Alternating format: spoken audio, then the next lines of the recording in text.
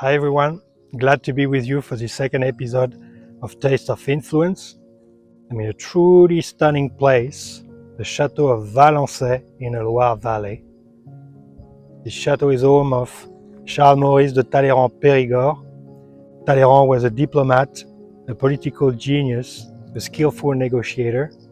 He shaped the history of Europe and is considered today as probably one of the best negotiators and diplomats France has ever had. We'll uncover the secrets of his chateau and we will see where he used to entertain the most influential people. Follow me. The Château de Valençay is an architectural masterpiece that began in the 16th century under the Estampes family. Combining Renaissance and classical styles, this chateau made history when it was acquired by Charles Maurice de Talleyrand-Périgord in 1803. Known as one of the France's greatest diplomats, Talleyrand used Valençay not just as a residence, but as a political hub where world leaders and statesmen would gather.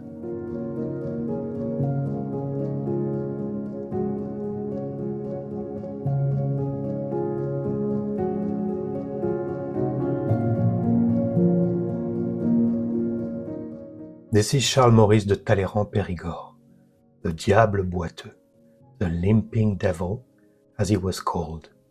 He had a few enemies.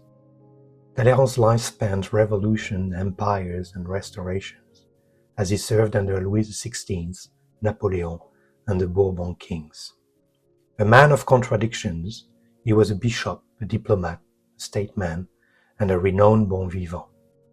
Talleyrand believed that true diplomacy was conducted not just in offices, but over fine wine and meals, where alliances were forged and history was shaped. The gardens at Valençay are designed in a French style, with straight paths and perfect symmetry. This design was meant to show order and control, which were important values at Talleyrand's time.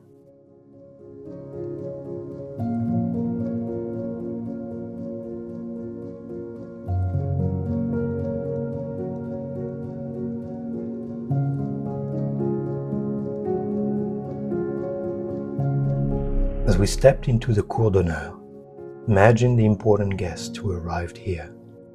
Kings, ambassadors, and other leaders.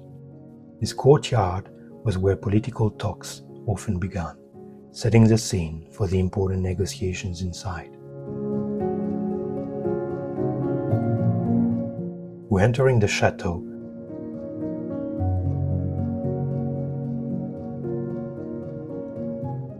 and the family portrait gallery. These portraits show Talleyrand's noble family. He came from a long line of aristocrats. Talleyrand took this background and used it to rise to power in politics, becoming one of the most important figures in Europe. We are now entering the salons. In these rooms, Talleyrand hosted gatherings with some of the most powerful people in Europe. The Blue Salon shows the influence of his travels with an Asian decor, while the Grand Salon reflects his connection to Napoleon. It was in these rooms that political deals were made over games of cards or quiet conversations. As we climb the grand staircase, we can imagine influential guests who once walked these steps, greeted by the very same statues that line our paths today. We arrive at the Grand Gallery, which leads us to the treasure room. Here, Talleyrand's personal belongings are displayed, including his swords, official uniforms, and shoes.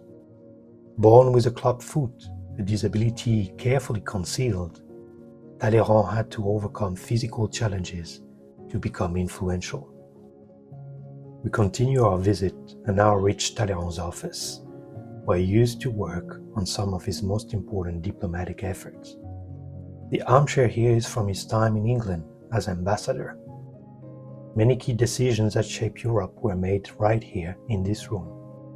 We can imagine papers and books covering his desk. Talleyrand was an avid reader. His personal library at Château de Valençay had around 5,000 books. Here we see the bedroom of the Princess of Bénévent. Talleyrand's wife. Their marriage was one of convenience, and they lived largely separate lives. Across from her room is the bedroom of the Duchess of Dino, Talleyrand's niece by marriage. She played a far more active role in Talleyrand's life, becoming his close confidant and advisor in his later years.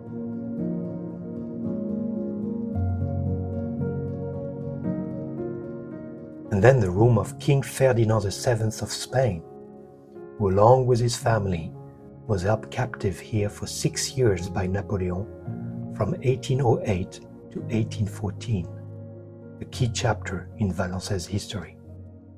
This is Talleyrand's personal bedroom. It's surprisingly simple compared to other rooms. It reflects his preference for comfort over grandeur. The original bed remains here, decorated with subtle sculptures representing classical Greek mythology, symbolic of his appreciation for art and philosophy.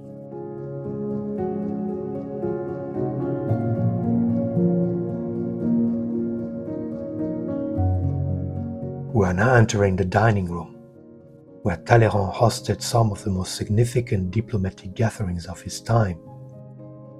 Around this grand table, leaders from across Europe dined, negotiated, and shaped the future of nations. Above the table hangs a portrait of Louis XVIII, a personal gift from the king. Talleyrand understood that diplomacies involved more than politics. It was also about creating the perfect atmosphere. His dinners, complemented by fine wines, became legendary. Original bottles of Saint-Estèphe are displayed here, showcasing his refined taste and status as a connoisseur of wine.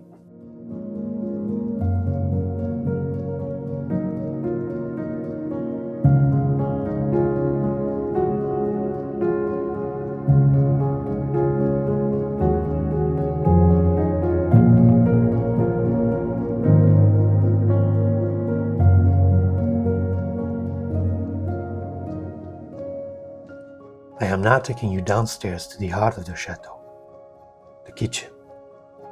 These steps were used by the staff, chefs and servers who supported Talleyrand's dinners. They used to carry trays of carefully crafted dishes and fine wine bottles. The basement was also home of Antonin Carême, the world's first celebrity chef. That's where he created some of his masterpieces. Discovered by Talleyrand early on, when he was just a pastry chef, he became his preferred chef. Carême was the first chef to introduce the toque, his famous chef hat, and transform French cuisine. Carême's meals were not just about food, they were an art form and a key part of Talleyrand's influence.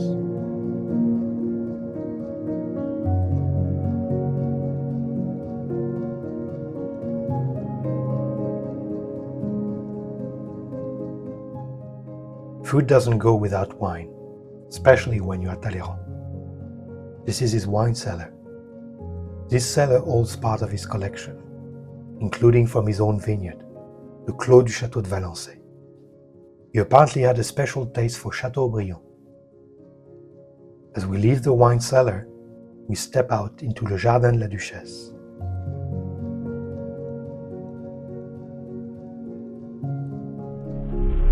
This marks the end of our journey through Valençay. I hope you've liked it. Till next time.